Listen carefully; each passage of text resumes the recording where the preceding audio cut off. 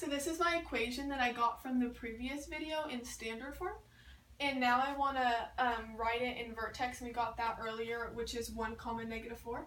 And now I'm going to use the quadratic formula to find my zeros. So we already have what our a, b, and c equal. So we have negative 2 plus or minus square root of negative 2 squared minus 4, and then parentheses 1 parentheses negative 3, and then that's all over 2 times 1. So then our next step right here is going to be x equals 2 plus or minus 4 plus 12, and I got that by doing negative 2 squared and then negative 4 times negative 3, and that's how I got that. And then that's going to be all over 2 because 2 times 1 is just 2. And then if I add these right here, it's going to be square root 16 still all over 2. And then the square root of 16 is 4 over 2 still. And then, so now this time we're going to be doing 2 plus 4 divided by 2, and then 2 minus 4 divided by 2. So you're going to get 3 for one of them, and negative 1 for your other, 6 divided by 2, and then 2 minus 4 divided by 2, and that's what you're going to get, and then those are your zeros.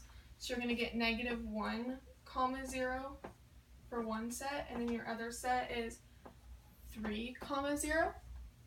So now that you use the quadratic, you found those zeros, and now you're going to pick 4 more x values, and then you're going to plug that in to get what you got for y. So for me, I did negative 2, negative 1, 0, 1, 2, 3, and 4. So when you plug negative 2 into your equation, you're going to get 5, and then 0, but that was from what we just solved for. And then we have negative 3, and that's also from what we just solved for. And then we have negative 4, and then that's from actually our vertex that we already did. And then we get negative 3, 0, and 5, and we just got these numbers from plugging these numbers into your equation. So now this is what you have, and you're going to graph them on this graph to see what your quadratic is going to turn out looking like. So if you did negative 2 on the x and then up 5, you're going to get a point right there. And then if you did negative 1 just at the 0, and then if you did 0, negative 3, that's going to be right there. And then you're going to do 1 and then minus 4, which is right there. And then 2, negative 3, which is right there. And then 3, commas, and then y's 0, so right there. And then up 4 over 5.